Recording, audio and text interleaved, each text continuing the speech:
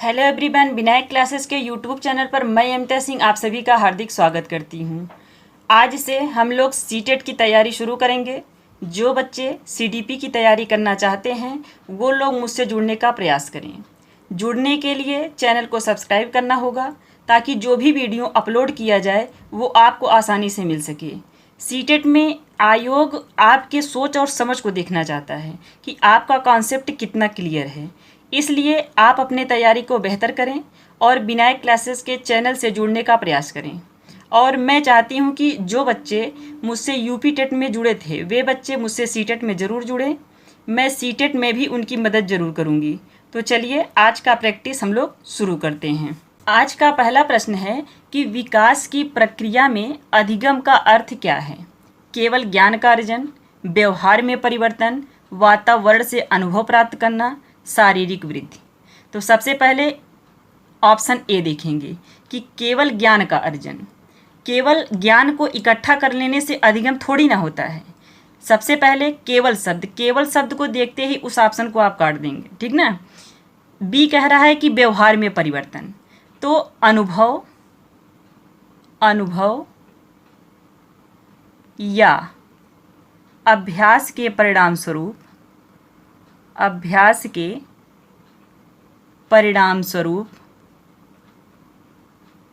स्वरूप व्यवहार में होने वाले अपेक्षाकृत अस्थायी परिवर्तन को क्या कहते हैं? अधिगम कहते हैं, ठीक ना। जैसे यदि एक बच्चा आग को छूकर जल जाता है तो अगली बार वह उसे नहीं छूता। क्यों नहीं छूता? क्योंकि उसके व्यवहार में आया यह बदलाव ही क्या है? अधिगम है, ठीक ना। अगला क्या है कि वातावरण से अनुभव प्राप्त करना। यह अधिगम की एक प्रक्रिया है, अर्थ नहीं। यह क्या है? यह अधिगम की एक प्रक्रिया है, अर्थ नहीं। हम अपने आसपास के माहौल से बहुत कुछ सीखते हैं। क्या करते हैं? बहुत कुछ सीखते हैं और अनुभव करते हैं। लेकिन अधिगम तब सिद्ध होता है जब उन अनुभवों से हमारे व्यवहार में कोई सुधार या बदलाव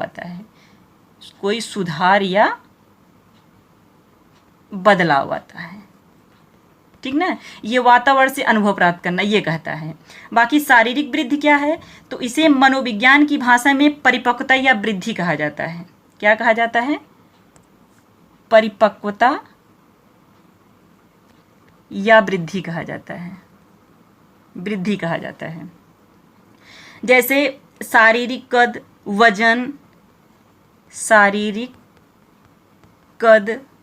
वजन या अंगों का बढ़ना, क्या है? ये जैविक प्रक्रिया है, अधिगम नहीं है, ठीक ना। अधिगम एक मानसिक और व्यावहारिक प्रक्रिया है। तो इसका आंसर है मेरे बच्चे कि व्यवहार में परिवर्तन, ठीक ना। चलिए हम लोग अगले क्वेश्चन पे चलेंगे। अगला क्वेश्चन है कि बाल विकास तथा अधिगम के बीच कैसा संबंध है? विकास अधिगम से स्वतंत्र है, अधिगम विकास का निर्धारण करता है, विकास का नहीं। विकास और अधिगम अंतर संबंधित और अंतर निर्भर होते हैं। विकास रुक जाता है लेकिन अधिगम चलता रहता है। तो सबसे पहले ऑप्शन ए देखेंगे कि विकास अधिगम से स्वतंत्र है। विकास और अधिगम कभी भी एक दूसरे से स्वतंत्र नहीं हो सकते। विकास और अधिगम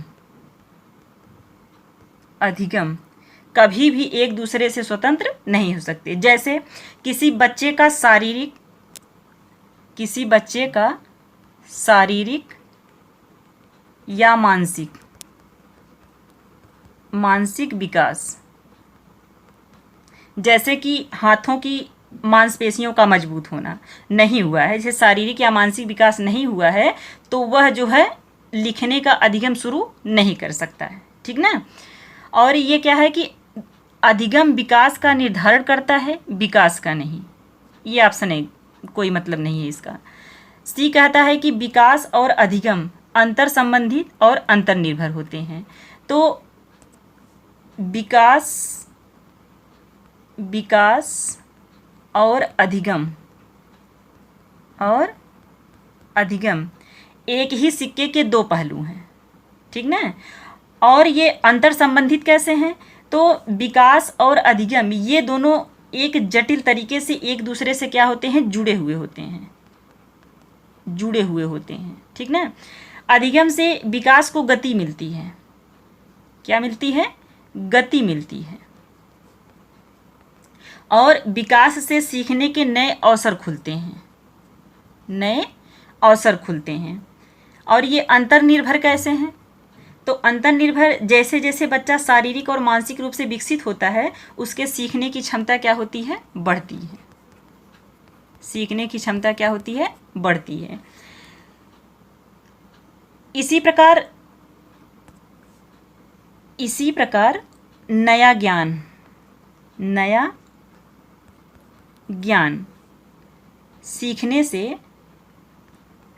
से बच्चे के व्यवहार और सोच में परिवर्तन आता है। वह क्या है? उसे क्या कहते हैं? विकास कहते हैं। विकास रुक जाता है लेकिन अधिगम चलता रहता है? नहीं, विकास एक निरंतर चलने वाली प्रक्रिया है। विकास एक निरंतर चलने वाली प्रक्रिया है।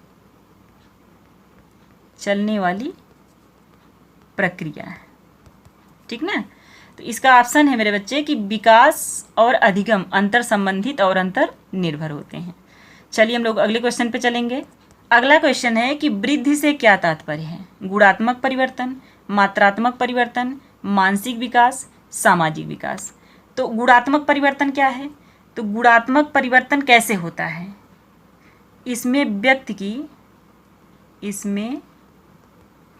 व्यक्ति की कार्यक्षमता, व्यवहार और कौशल में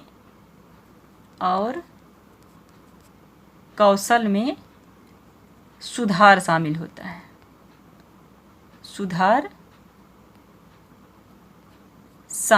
है। जैसे कि एक बच्चा पहले केवल शोर मचाता है, ठीक ना, फिर लेकिन धीरे धीरे स्पष्ट शब्द बोलना क्या होता है? सीख जाता है। यही क्या है? गुणात्मक परिवर्तन। गुणात्मक परिवर्तन मापा नहीं जा सकता, इसे केवल महसूस या देखा जा सकता है। ये गुणात्मक परिवर्तन है। बाकी मात्रात्मक परिवर्तन क्या है? तो जब हमारे शरीर की संरचना या आकार बढ़ना शुरू होता है तो उसे क्या कहते हैं? उसे वृद्धि कहते हैं, ठीक ना। मात्रात्मक परिवर्तन ही क्या होता है? वृद्धि है। इसका अर्थ है कि उन परिवर्तनों से है जिन्हें संख्याओं में मापा जा सकता है। इसमें शरीर की लंबाई बढ़ना,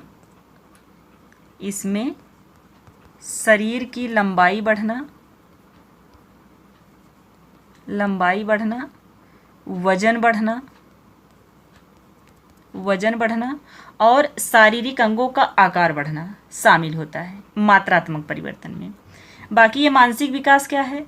तो इसे संज्ञानात्मक विकास भी कहते हैं। मानसिक विकास को क्या कहते हैं? संज्ञानात्मक विकास भी कहते हैं। इसमें क्या होता है कि बच्चे की सोचने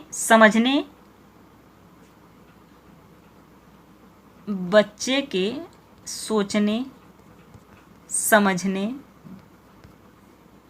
याद रखने, समस्या सुलझाने और तर्क करने की क्षमता का विकास होता है। यह वृद्धि का नहीं बल्कि विकास का एक महत्वपूर्ण हिस्सा है। मानसिक विकास। सामाजिक विकास क्या है? तो सामाजिक विकास में बच्चा समाज में रहना कैसे सीखता है? दूसरों के साथ मेल जोल बढ़ाना कैसे सीखता है? समाज के नियम को कैसे सीखता है? रिश्तों को निभाना कैसे सीखता है? यह भी विकास की एक क्या है? व्यापक प्रक्रिया है। व्यापक प्रक्रिया है। ये सब कैसे सीखता है? तो सामाजिक परिवेश में ही वह सीखता है, ठीक ना, जो कि जीवन भर चलती रहती है। तो इसका आंसर है मेरे बच्चे कि मात्रात्मक परिवर्तन। वृद्धि क्या है? एक मात्रात्मक परिवर्तन है।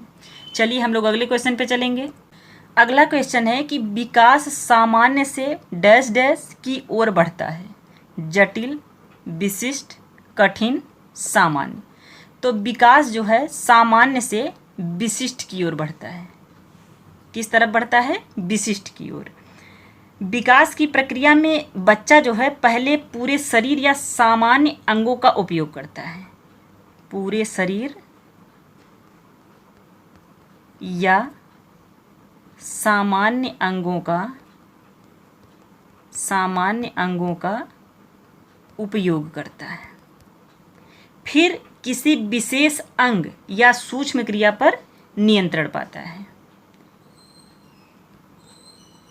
किसी विशेष अंग या सूक्ष्म क्रिया पर नियंत्रण पाता है। जैसे एक बच्चा पहले किसी वस्तु को पकड़ने के लिए अपने पूरे हाथ और शरीर का प्रयोग करता है। यह क्या है? सामान्य प्रतिक्रिया है उसकी, ठीक ना। लेकिन धीरे धीरे वह केवल अपनी उंगलियों से उसे उठाना सीख जाता है। यह क्या है? उसकी विशिष्ट क्रिया है, ठीक ना। तो कहने का मतलब है कि विकास जो है वह सामान्य से विशिष्ट की ओर बढ़ता है। इसका ऑप्शन बी है। चलिए हम लोग अगले क्वेश्चन पे चलेंगे। अगला क्वेश्चन है कि निम्नलिखित में से कौन सा कथन विकास और अधिगम के बारे में वाइगोस्की के विचार को सही ढंग से दर्शाता है? विकास अधिगम से पीछे रहता है। अधिगम और विकास समानांतर चलते हैं। अधिगम विकास के लिए एक उत्प्रेरक का कार्य करता है। विकास अधिगम का पर्याय है। तो सबसे पहले ऑप्शन ए को देखेंगे। विकास अधिगम से पीछे रहता है, यानी अधिगम जो है वह विकास को क्या करता है? आगे खींचता है। अधिगम विकास को आगे खींचता है, यानी बच्चा जो आज सीखता है वह कल उसके विकास का हिस्सा बनता है। ये ऑप्शन ए कहता है। अधिगम और विकास समानांतर चलते हैं। तो अधिगम और विकास एक समान नहीं बल्कि एक दूसरे पर गहराई से निर्भर होते हैं। क्या होते हैं? एक दूसरे पर गहराई से निर्भर हैं। अधिगम विकास के लिए एक उत्प्रेरक का कार्य करता है। तो इसका मतलब है कि सामाजिक मेलजोल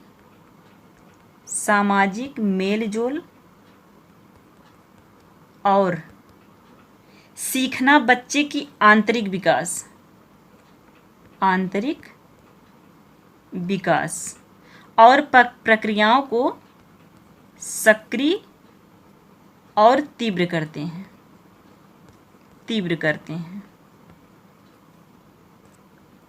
विकास अधिगम का पर्याय है। तो विकास और अधिगम दो अलग लेकिन परस्पर संबंधित प्रक्रियाएं हैं, वे एक ही चीज नहीं है, ठीक ना। तो इसका ऑप्शन है कि इसका आंसर जो है कि अधिगम विकास के लिए एक उत्प्रेरक का कार्य करता है।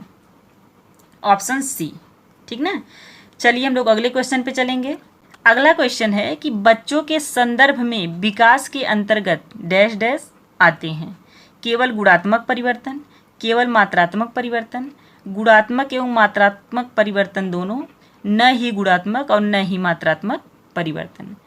तो केवल गुणात्मक परिवर्तन, पहली बात तो केवल शब्द आपको जहाँ भी जिस ऑप्शन में मिले उसको तुरंत काट देना, क्योंकि केवल जो है ये निगेटिव शब्द होता है, ठीक ना। लेकिन गुणात्मक परिवर्तन क्या है?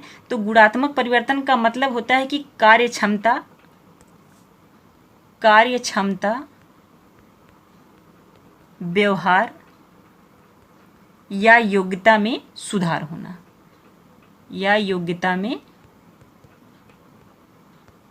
होना, और ये क्या है? केवल मात्रात्मक परिवर्तन। तो केवल मात्रात्मक परिवर्तन यानी मात्रात्मक परिवर्तन को मापा जा सकता है, जैसे शरीर की लंबाई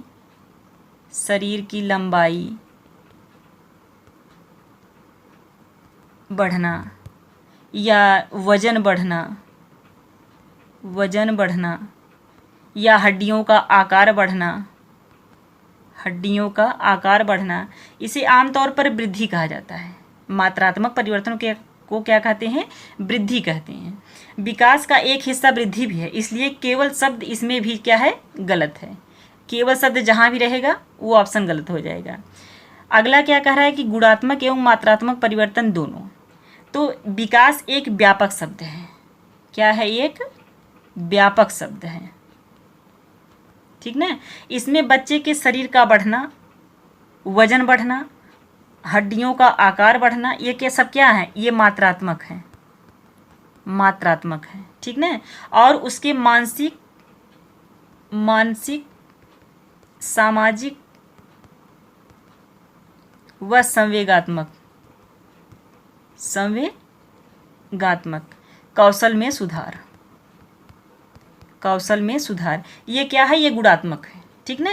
यानी दोनों शामिल हैं, गुणात्मक एवं मात्रात्मक परिवर्तन दोनों शामिल हैं। किसमें? बच्चों के संदर्भ में विकास के अंतर्गत, ठीक ना, ये दोनों शामिल हैं। तो इसका ऑप्शन है कि गुणात्मक एवं मात्रात्मक परिवर्तन दोनों। चलिए हम लोग अगले क्वेश्चन पे चलेंगे। अगला क्वेश्चन है कि विकास एक सतत प्रक्रिया है, यह विचार किससे संबंधित है? एकीकरण का सिद्धांत, निरंतरता का सिद्धांत, वैयक्तिक भिन्नता का सिद्धांत, अंतर संबंध का सिद्धांत। तो एकीकरण का सिद्धांत क्या है? तो इसमें जो है बच्चा पहले पूरे अंग को और फिर उस अंग के विशिष्ट भागों को चलाना सीखता है। बच्चा पहले पूरे अंग को और फिर उस अंग के विशिष्ट भागों को चलाना सीखता है। अंत में वह उन भागों और पूरी अंग को एक साथ मिलाकर कार्य करना सीखता है, ठीक ना। जैसे समझिए कि एक बच्चा पहले पूरा हाथ हिलाता है, ठीक ना, फिर उंगलियां चलाना सीखता है और अंत में हाथ और उंगलियों को एक साथ इस्तेमाल करके क्या करता है? वह पेन पकड़ता है। यही है एकीकरण का सिद्धांत। निरंतरता का सिद्धांत क्या है? तो विकास कभी न रुकने वाली प्रक्रिया है। निरंतरता का सिद्धांत क्या कहता है कि विकास कभी न रुकने वाली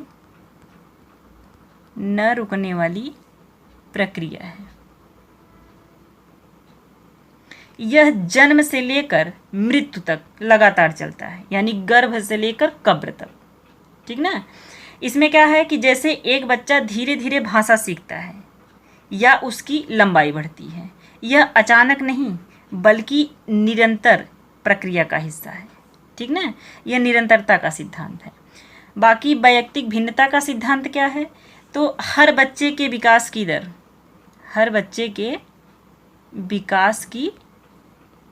दर और पैटर्न अलग अलग होते हैं। विकास की दर और तरीके क्या होते हैं? उसके अलग अलग होते हैं। भले ही विकास का क्रम समान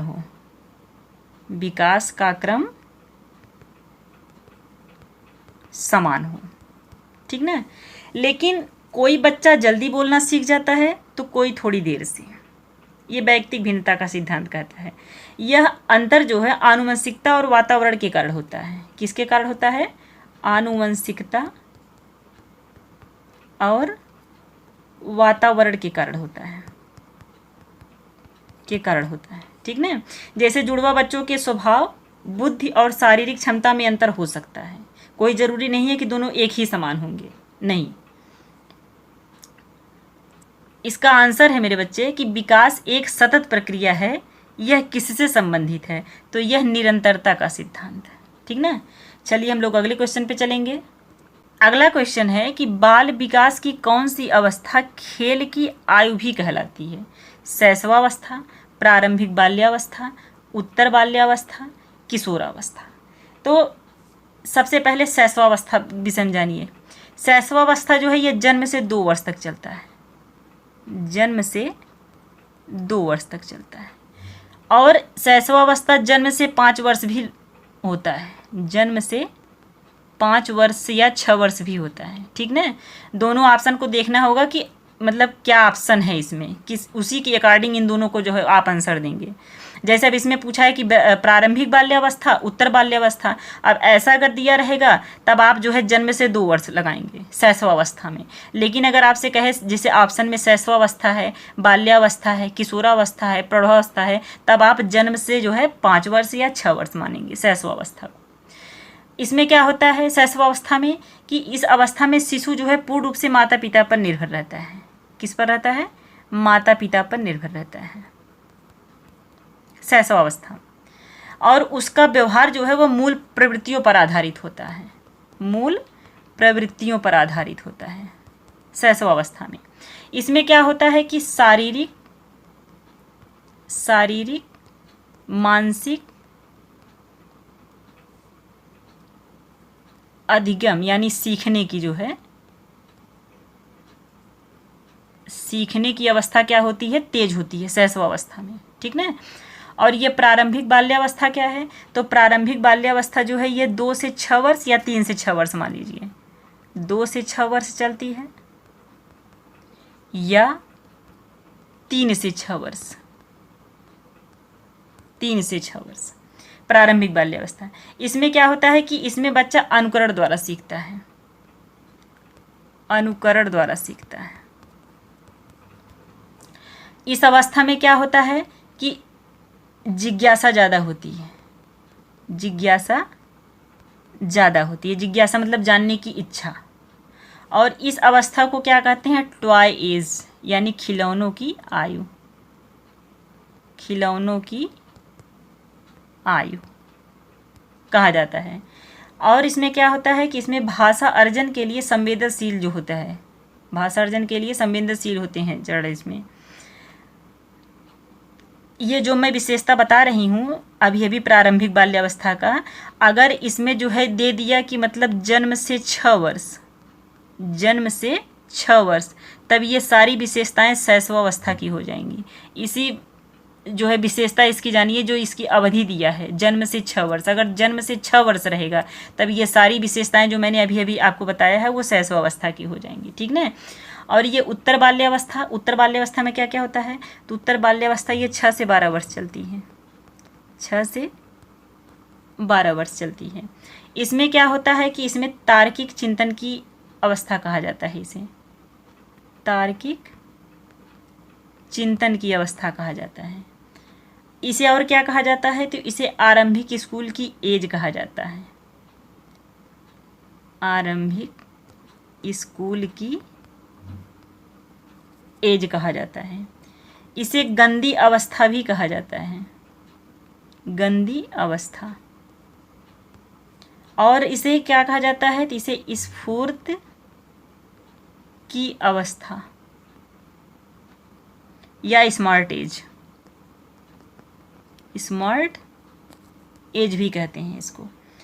इसको जो है खेलों की अवस्था कहते हैं, खेलों की अवस्था कहते हैं,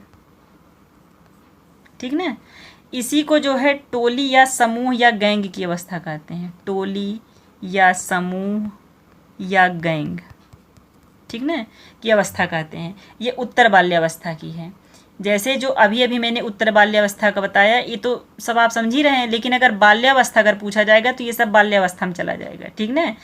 दिक्कत आपको तब होगी जब ये दोनों को जो है अलग कर देगा, यानी प्रारंभिक बाल्यावस्था और उत्तर बाल्यावस्था, तब आपको समझना होगा कि दोनों में से किसका है। बाल्यावस्था अगर पूछ रहा है तब तो कोई कन्फ्यूजन आपको नहीं होगा, लेकिन अगर दोनों को अलग अलग कर दिए तब आपको इतना समझना होगा कि जो है कौन सा जो है किस एज में हो रहा है, ठीक ना।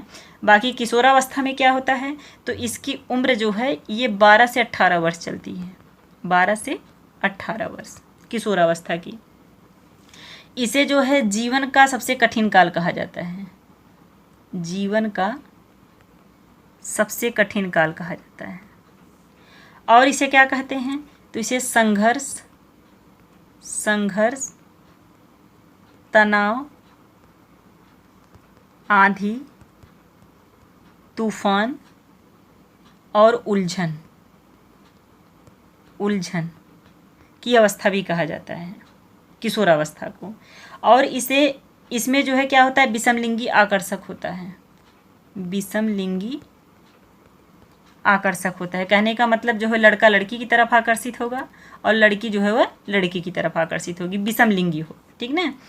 और इस अवस्था को क्या कहा जाता है, तो स्वर्णकाल, स्वर्णकाल या गोल्डन एज कहा जाता है, गोल्डन एज कहा जाता है, ठीक ना। और इस अवस्था में जो है बच्चे क्या करते हैं, अमूर्त चिंतन करते हैं। ये तो सबसे ज़्यादा पूछता है, अमूर्त चिंतन। जितनी विशेषता मैं बता रही हूँ सबको लिखते जाएंगे आप लोग, ठीक ना। तो इसका आंसर होगा कि प्रारंभिक बाल्यावस्था, ठीक ना। चलिए हम लोग अगले क्वेश्चन पे चलेंगे।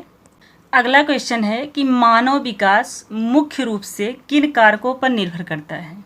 केवल आनुवंशिकता, केवल पर्यावरण, आनुवंशिकता और पर्यावरण की अंतःक्रिया, सामाजिक आर्थिक स्थिति।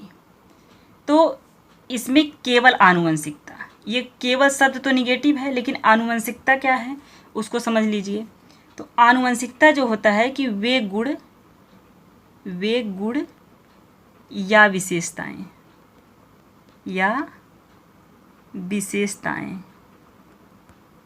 जो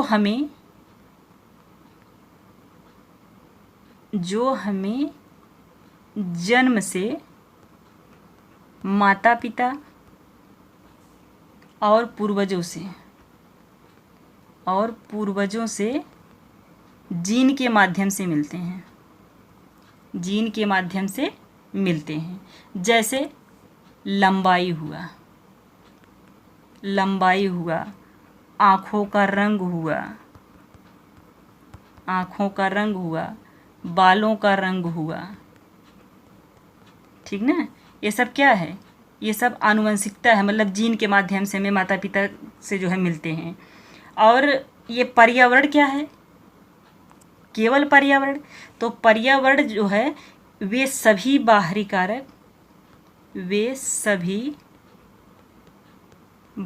कारक शामिल हैं जो हमें जन्म के बाद जो है प्रभावित करते हैं,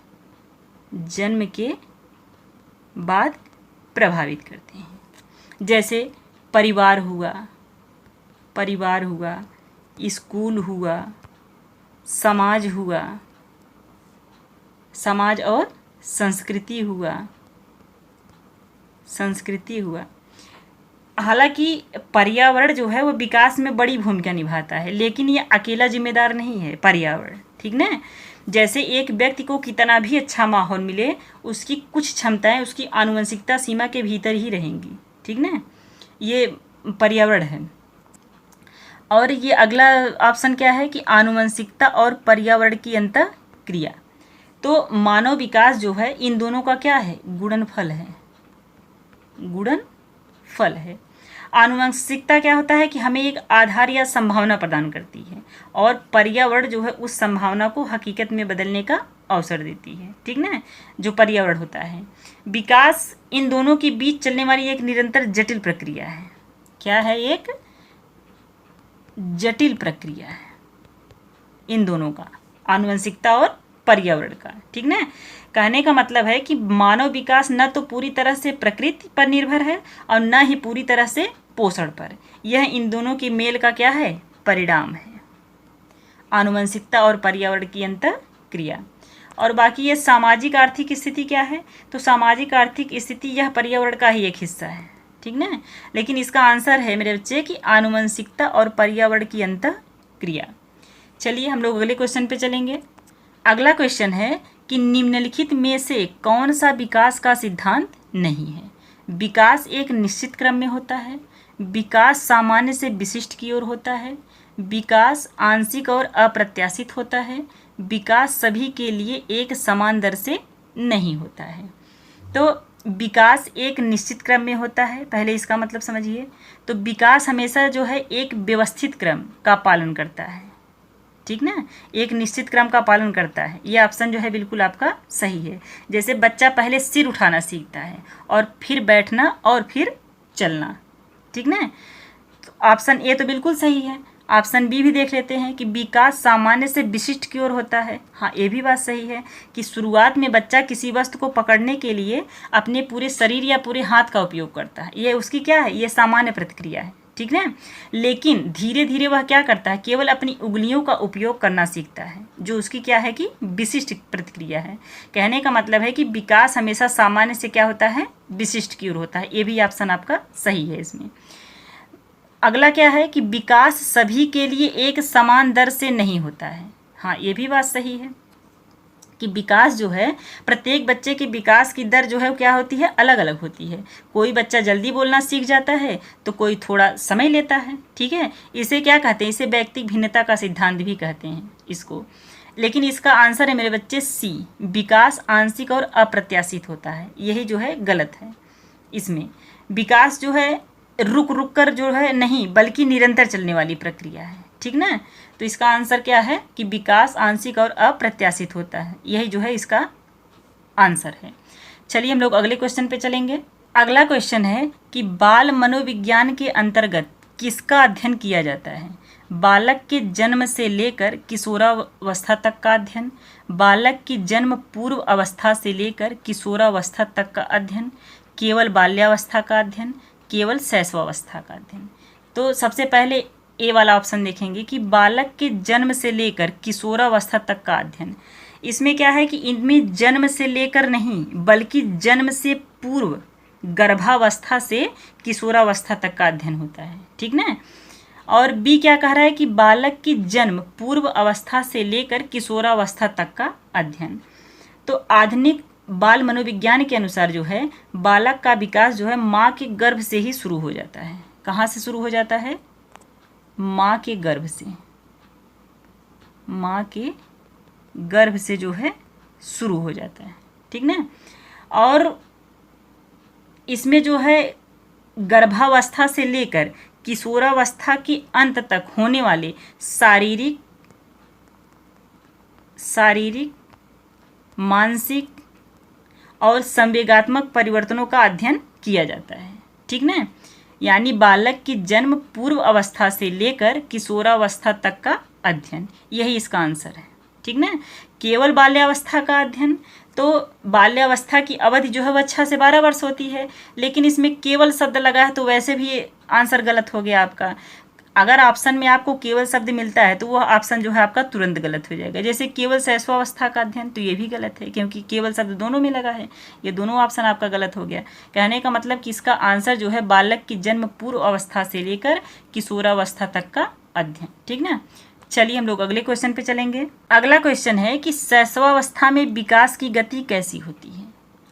बाल्यावस्था से धीमी, किशोरावस्था से धीमी, बहुत तीव्र, स्थिर या रुकी हुई। तो सबसे पहले ऑप्शन ये देखेंगे कि बाल्यावस्था से धीमी। नहीं, बाल्यावस्था में विकास की गति जो है थोड़ी क्या होती है, स्थिर होती है। ठीक ना। और किशोरावस्था से धीमी, तो नहीं, ये भी इसका आंसर नहीं है क्योंकि किशोरावस्था में शारीरिक परिवर्तन जो है क्या होता है, तेजी से होता है शारीरिक परिवर्तन। ठीक ना। लेकिन सीखने की जो क्षमता होती है, यानी मानसिक विकास और शारीरिक वृद्धि का जो अनुपात शैशवावस्था में होता है वह अद्वितीय। कहने का मतलब सबसे तेज जो होता है वह शैशवावस्था में होता है। बहुत तीव्र, इसका आंसर क्या है कि बहुत तीव्र। शैशवावस्था को मानव जीवन का आधार माना जाता है। क्या माना जाता है, मानव जीवन का आधार माना जाता है शैशवावस्था को। इस दौरान जो है बालक का शारीरिक और मानसिक विकास यानी अपनी चरम सीमा पर होता है। जैसे शारीरिक में क्या है, लंबाई और वजन बहुत तेजी से बढ़ते हैं। मानसिक में क्या होता है कि सीखने की गति जो होती है वह सबसे तेज होती है। ठीक ना। और सामाजिक में बच्चा अपने परिवेश को बहुत जल्दी ग्रहण करता है शैशवावस्था में। और स्थिर यानी विकास कभी भी स्थिर नहीं होता। तो इसका आंसर है मेरे बच्चे की बहुत तीव्र। शैशवावस्था में विकास की गति कैसी होती है, बहुत तीव्र होती है। चलिए हम लोग अगले क्वेश्चन पे चलेंगे। अगला क्वेश्चन है कि बाल मनोविज्ञान वह वैज्ञानिक अध्ययन है जिसमें बालक के विकास का अध्ययन गर्भकाल के प्रारंभ से किशोरावस्था की प्रारंभिक अवस्था तक किया जाता है। यह कथन किसका है, Hurlock, Crow, Thomson, JS. Ross. तो हरलॉक का क्या मानना है, यानी एलिजाबेथ हरलॉक का क्या मानना है, ये विकासात्मक मनोविज्ञान की प्रमुख विद्वान मानी जाती हैं। विकासात्मक, आप लोग लिखते जाइए, मैं बोल रही हूँ क्योंकि राइटिंग नहीं समझ पाएंगे मेरे बच्चे। मैं बोल रही हूँ, आप लोग अगर नोट्स बना सकते हैं तो बना लीजिए, ठीक ना। क्योंकि देखिए प्रश्न आपको डायरेक्ट नहीं मिलेगा, लेकिन जो मैं व्याख्या कर रही हूँ उससे प्रश्न आपको जरूर मिलेगा। अगर व्याख्या को आप अच्छी तरह से सुन रहे हैं तो प्रश्न अगर आपको मिलेगा तो आप आंसर कर ले जाएंगे, ठीक ना। हरलाख को क्या कहा जाता है? विकासात्मक मनोविज्ञान का जो है प्रमुख विद्वान मानी जाती हैं। कौन? हरलाख महोदय। इन्होंने जो है विकास को केवल शारीरिक वृद्धि तक सीमित नहीं किया है, यानी शारीरिक वृद्धि तक सीमित नहीं माना है, बल्कि इसे एक व्यवस्थित और प्रगतिशील प्रक्रिया बताया है जो प्रौढ़ावस्था के लक्ष्य की ओर चलती है, ठीक ना। यह हरलाख महोदय का कहना है। बाकी क्रो का क्या मानना है? तो इनका कथन है कि बाल मनोविज्ञान